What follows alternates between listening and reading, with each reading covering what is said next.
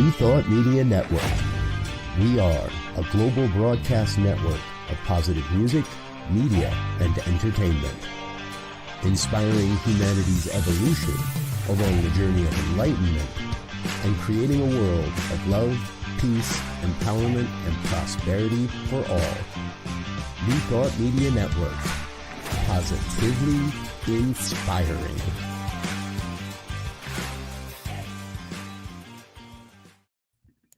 This is What's Up and Why, bringing you the bright side of life, one fun moment at a time.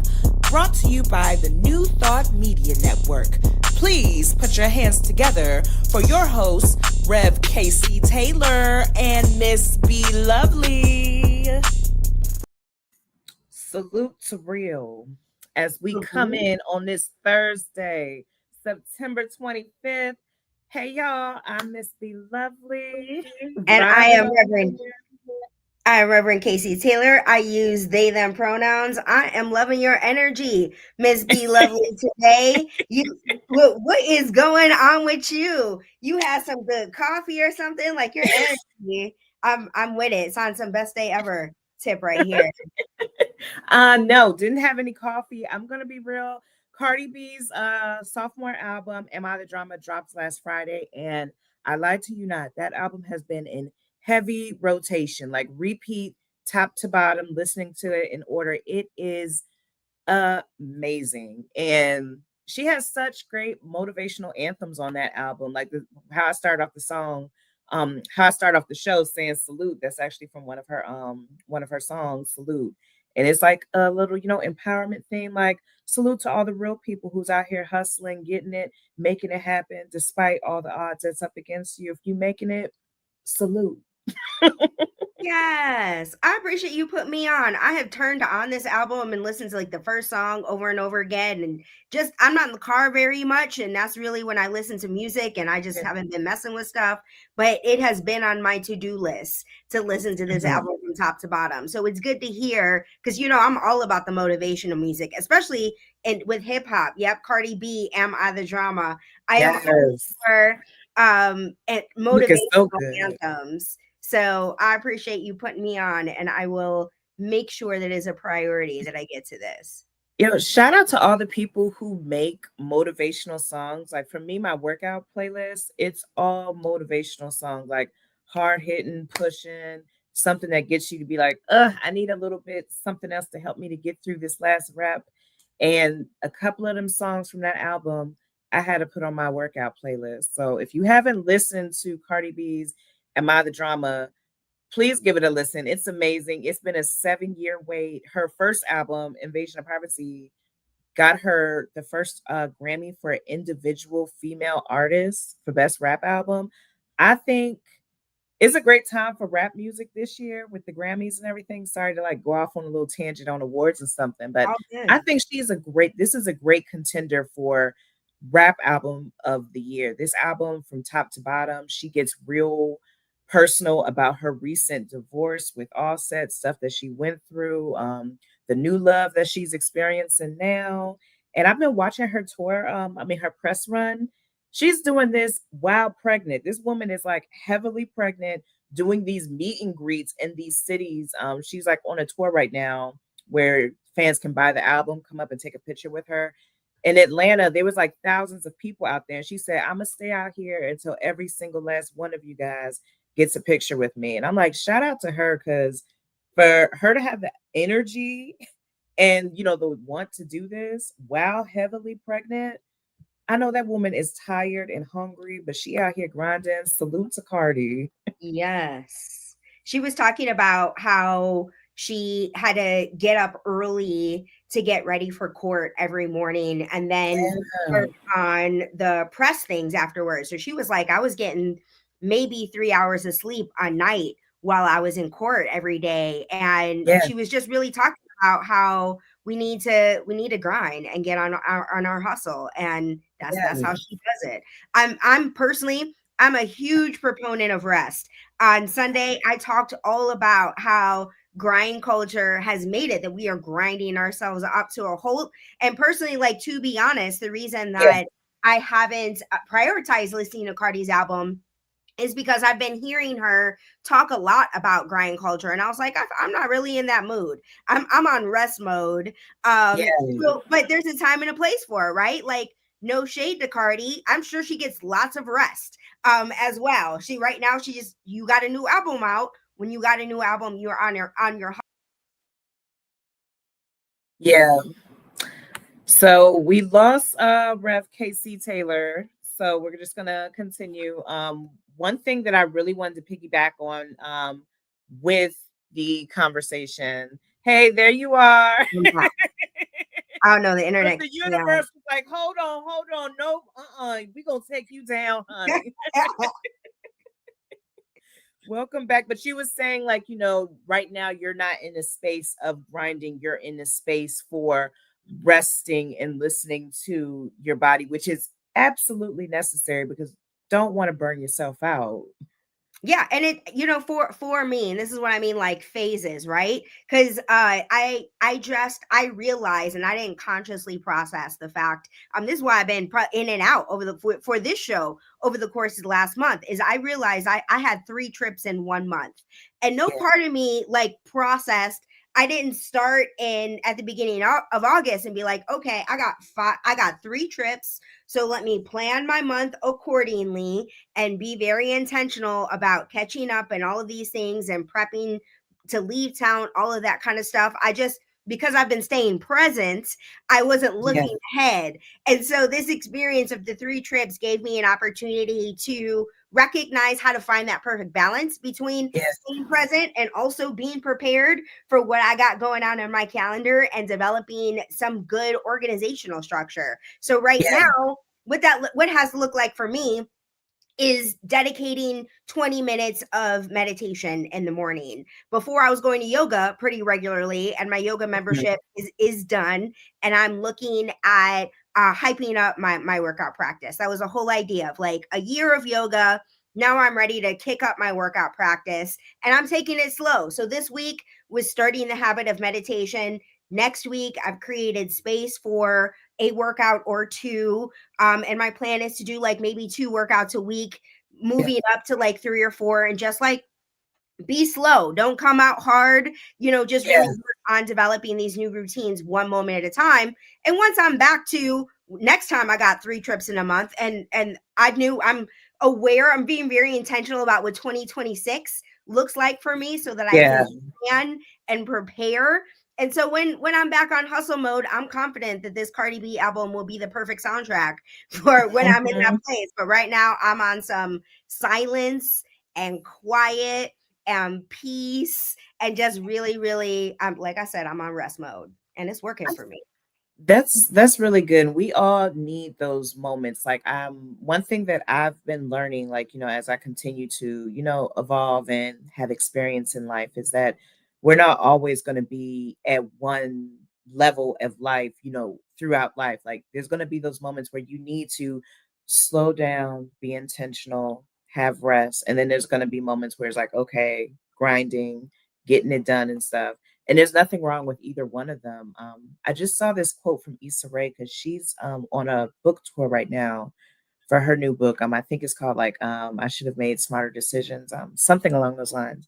But her quote was basically talking about how being, in the opposite direction of grinding, being slow to the point where you might feel like you're procrastinating, but there's nothing wrong with being in that area because that's like an incubation period for creativity and for what you're going to do next. And that was a level that I was in for like a couple of months that I had to work through because I saw it as a negative. Because growing up with my mom as a teacher, she was always on me to, you got to be doing something. You cannot be sitting down. Like, what do you mean?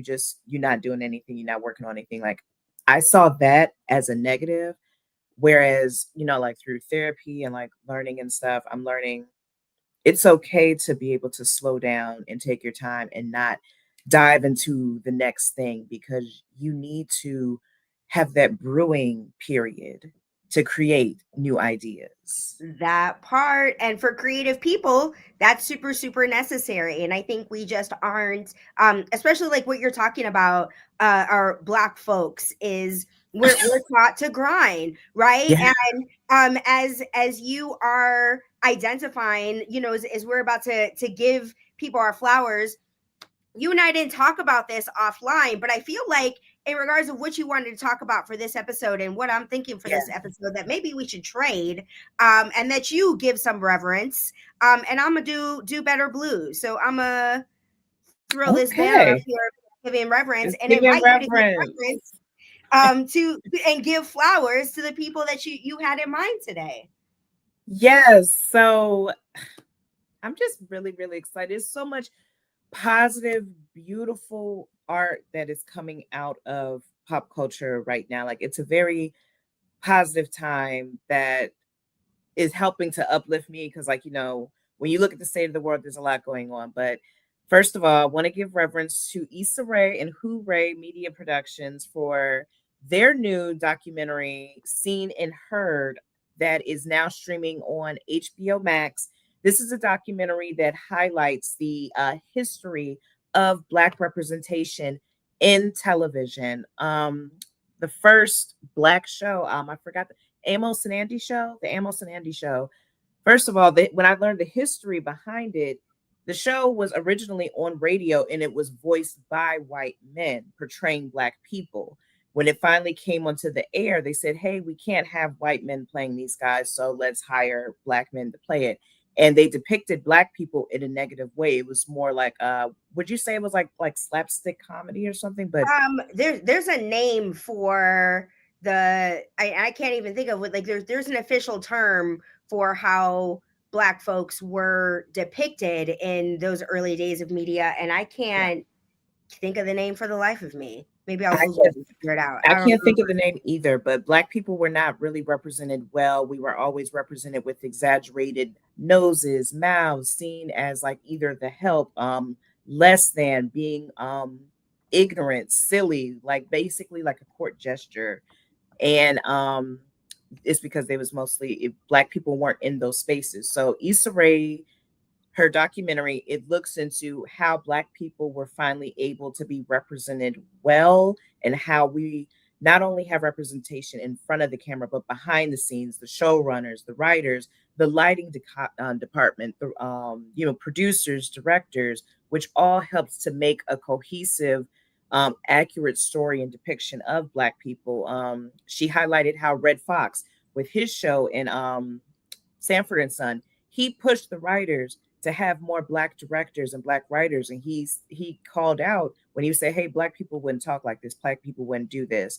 And they talked to Norman Lear, who was the creator of Sanford and Son, Good Times, The Jeffersons, really big, prominent shows that finally gave America a look into what it is that Black families faced in America. And also talking about how, you don't really get the full story of Black people when it's written by people who are not Black people. A good example of that is the first season of what was it, Bill Cosby's A Different World, and the seasons thereafter when Debbie Allen came in, like she talked about that. Like, did you watch A Different World when it came on the air? I absolutely did. And, for me, honestly, it was really wild to watch this documentary because I've sat down and had these conversations with those people who were featured. Lena Waithe, Debbie Allen did a meeting at our company when I worked at Juvie, and she really spoke to how it felt for her to be in a room filled with diverse people. She was like, the entire time that I worked at Hollywood, I've never been at a table like this. So as we're giving reverence, Viola Davis also was featured in this documentary. Mara Brock Akil, who started out as a production intern on or a production assistant on South Central, which I love that they really highlighted that show that and spoke to the waves of Black television, and most notably how networks have a tendency to build their network off of the programming of Black folks. So I'm a segue to Do Better Blues and really highlight the networks, and grateful for the fact that Issa Rae highlighted the fact that networks have a tendency when they're starting, when they're doing a rebrand, of investing in Black content and then pulling it off the air out of nowhere. Mara Brock Akil talked about the pain that came with Girlfriends being canceled without a series finale. That show, I don't remember how many seasons it was, like 5 or 6 seasons, but like 6. Thank you. 6 seasons is a long time for a series to not get a series finale, for the writers to not be given an opportunity to set that closure. And she told me that she's got a just this dream on her heart to make a Girlfriends finale movie, but she's like, it's gonna need money. And when I was at Juvie, I was like, what can I do? How can I get the money to get this movie made? Can we do a fundraiser for this? Can we get a Girlfriends movie? Because I'm rewatching Girlfriends now, and it's amazing. Like, these are conversations that are really had amongst Black women, especially, in the late 20s, early 30s phase. Like, I love stuff like this. And it's true, like, go ahead. No, you go ahead. No, I was gonna say, like, we just had this wave recently where we finally had shows like there was Insecure, Harlem, Run the World. There was another show that featured millennial Black women, professional Black women. I know Issa Rae said she wanted Insecure to end after 5 seasons, but Harlem ended abruptly, and it's like the ending, it was like it just fell flat. And it's so tiring that this cycle happens where these networks use Black stories to bring audiences because they know that we are going to support each other. We want to see each other. So we're going to bring those viewers. And then when you get the numbers that you want, you cancel it. Regina and I just had this conversation. She said, how is it that Modern Family was on the air for so long, but Harlem was only on for 3 seasons and it was amazing? And I was like, honey, that's what these networks do, unfortunately, and it's not right. Yeah, and right now we are in an era where none of the networks are looking to develop this kind of content. And as Issa Rae identified, she did this herself. That the opportunities online, the audiences are online, and I feel like we're in this era where, as this documentary noted, that corporations are the ones that are making the decisions around content. This is a money game. This is not about what is best for the country. It is not about what is best for the people who are watching this content. Nobody, the corporations that are making these decisions for money reasons aren't thinking about this at all. And I think that the diminished views that you're seeing from traditional media, and I'm even calling streaming traditional media, because the way that they go about developing content is through the same ways that major networks. It's the same kind of pipeline. They're using the same writers and directors that have been in the system for the last 20 years, and aren't really open to the idea of developing content in a way that's fresh and contemporary. That's where we're seeing the same recycled IP in major motion pictures and on screen, because IP is, people have that personal connection. They know what it is. And so it's a business model that feels like it's effective and it pays. But in reality, when you look at these diminishing numbers, more people are watching content online than on traditional and streaming networks right now. That it's not really helping your bottom line. And so I'm inviting networks to do better. I think that they are kind of getting the hint, because people are voicing more concern on social media. They're seeing like the superhero movies, they're not doing as well. And the more obscure films like Weapons, Sinners was amazingly creative. They are learning that the viewers, us, we want to see more fresh, creative, innovative stories that include real people that look like us, not all these, these make-believe Hollywood-looking stars. Like, we want true, raw, authentic storytelling. Absolutely. So, as I'm thinking about authenticity, I'm a shift to the Making Peace with Your Inner Shit Talker weekly practice.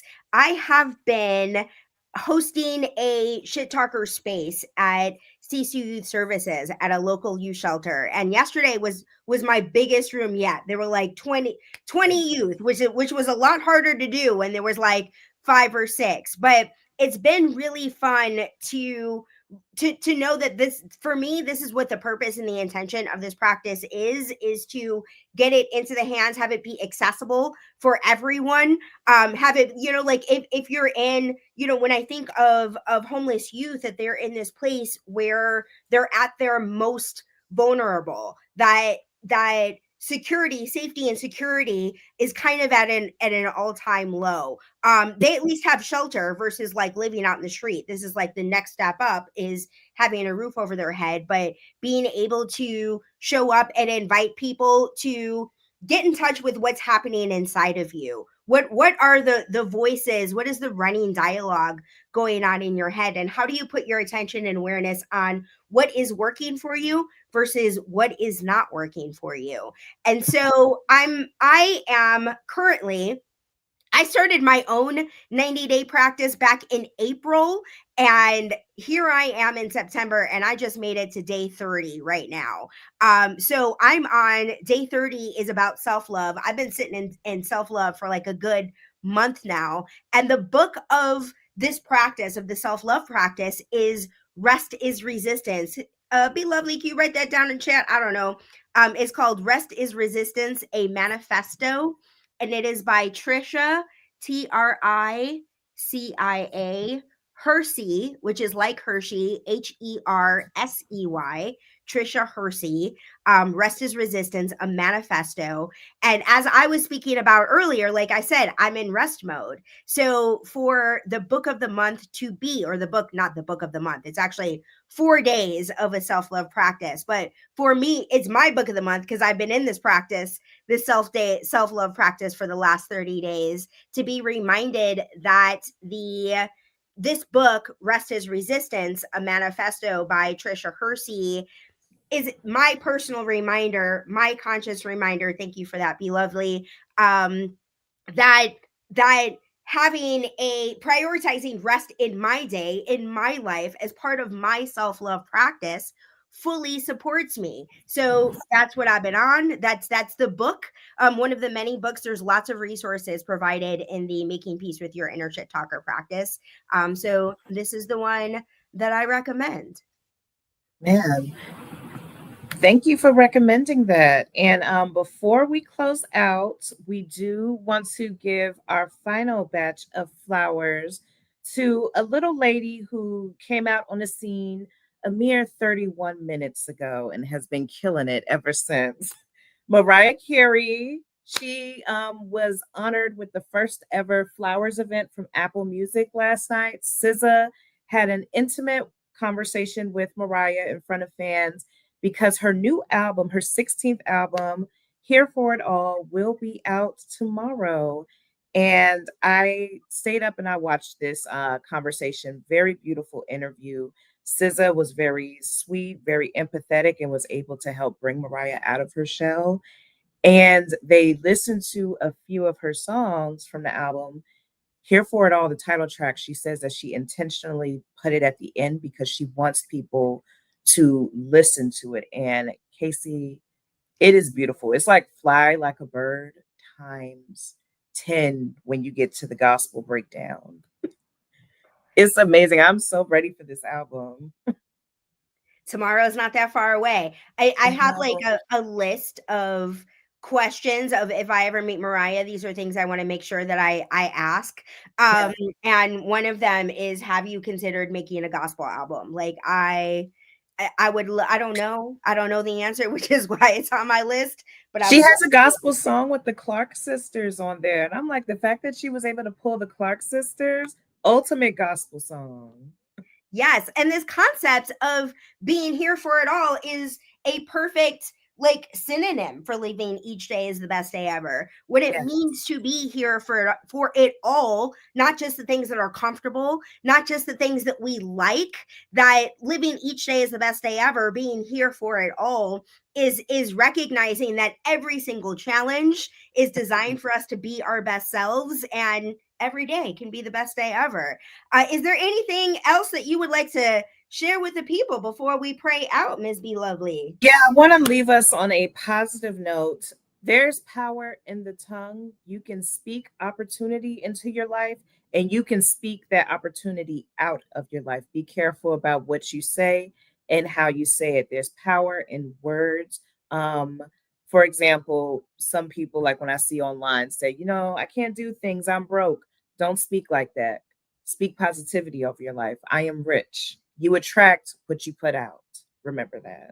Beautiful. Let's use that in prayer. So I invite us to take a moment to bring our conscious attention and awareness to our own understanding of God, our own understanding of spirit, of source, of whatever word we like to use, and trust and know that our own understanding, our own words for spirituality are perfect and right for us. I'm grateful that we have been invited to engage and participate in this weekly experience of asking ourselves what's up and why.